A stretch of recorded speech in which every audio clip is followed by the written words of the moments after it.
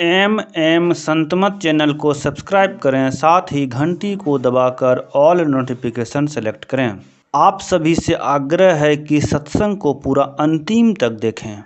संत सद्गुरु महर्षि में ही परमहंस जी महाराज का प्रवचन बहुत ही प्रभावशाली होता है एवं सार बातों का प्रवचन होता है।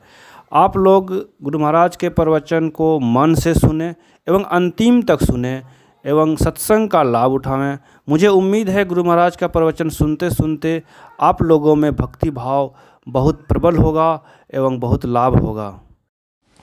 श्री सद्गुरु महाराज की जय। महर्षि में ही सत्संग सुधा सागर, प्रवचन नंबर 39। दृश्य जगत का मूल बिंदु है।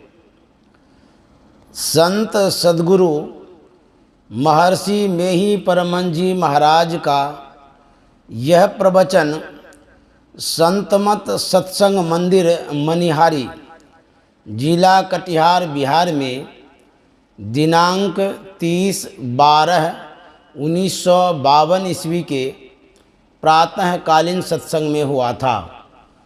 बंदो गुरुपद कंज कृपा सिंधु नर रूप हरि, महामोह तम पुंज जासु बचन रवि कर निकर।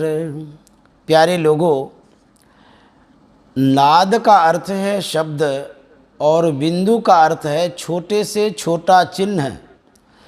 पाठशाला में पढ़ने वाले विद्यार्थी पढ़ते हैं कि जिसका स्थान है परिमाण नहीं, वह बिंदु है।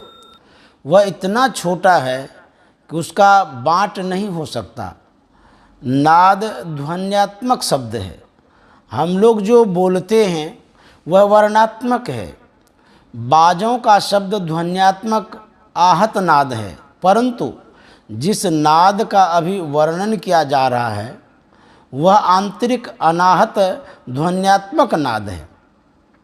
जो ईश्वर को मानने वाले हैं वे ईश्वर को सबसे पूर्व का मानते हैं। ईश्वर के पहले कुछ और था, माना नहीं जा सकता।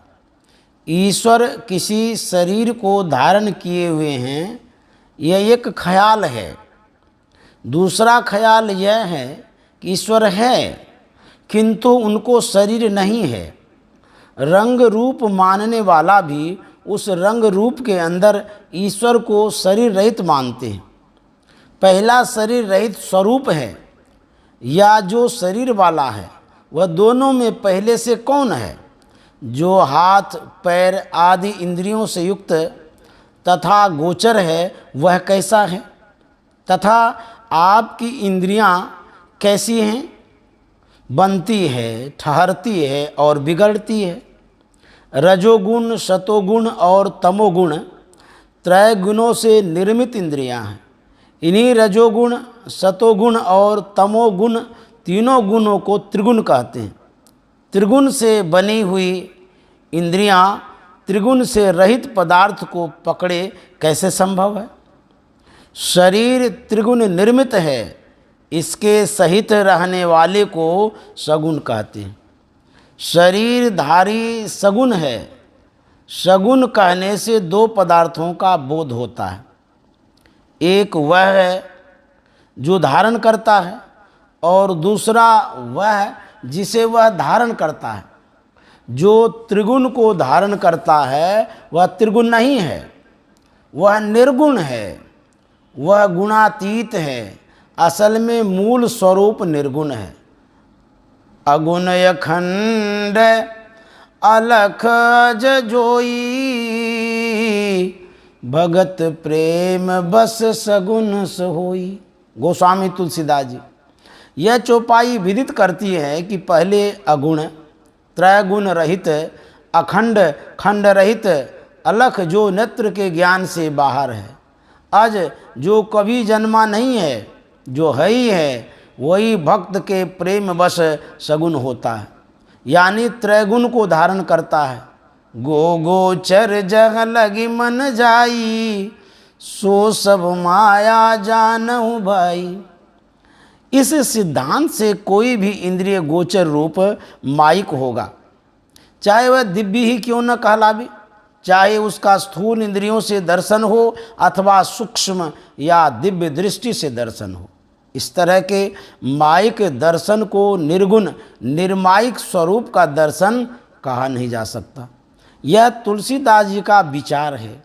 मूल स्वरूप परमात्मा का निर्गुण है, वहाँ पर रूप या दृश्य नहीं है। निर्गुण अरूप ईश्वर पहले पहल क्या बनावेगा, नाद को अथवा बिंदु को, पहले रूप को या अरूप को। अरूप रूप से सूक्ष्म है, रूप स्थूल है और अरूप सूक्ष्म है।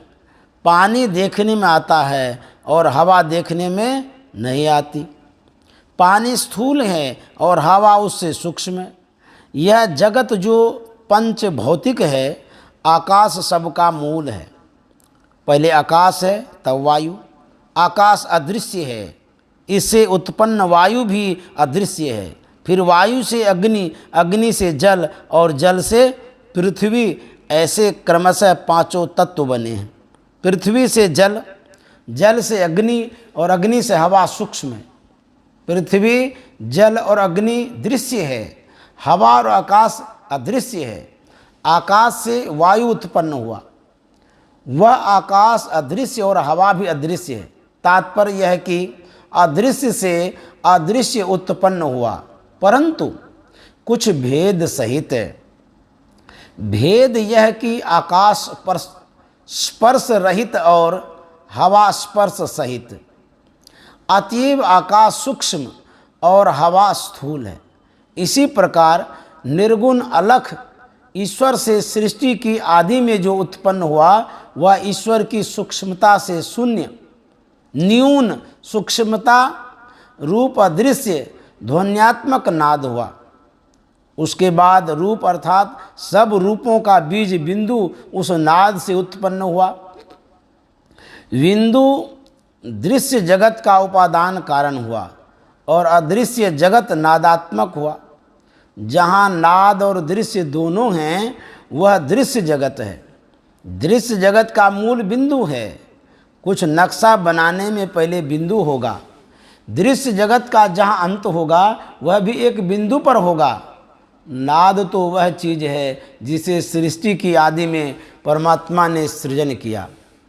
एक बिंदुता प्राप्त होने अर्थात बिंदु पर आरूढ़ हो जाने से दृश्य जगत के अंत तक आ जाओगे। बिंदु ध्यान से दृश्य जगत से छूट जाओगे, दृश्य का आवरण छूट गया। नाद ध्यान से क्या होता है सो सुनो। नाद में अपने उद्गम स्थान पर खींच लाने का गुण है। इसका उद्गम स्थान स्वयं परमात्मा है, इसलिए इसके ध्यान से खींचकर उस परमात्मा तक पहुंच जाओगे। हम लोग जो प्रतिदिन संत स्तुति में बिंदु ध्यान विधि, नाद ध्यान विधि सरल सरल जग में प्रचारी गाते हैं, सो बिंदु और नाद ध्यान की यही महिमा है। श्री सद्गुरु महाराज की जय।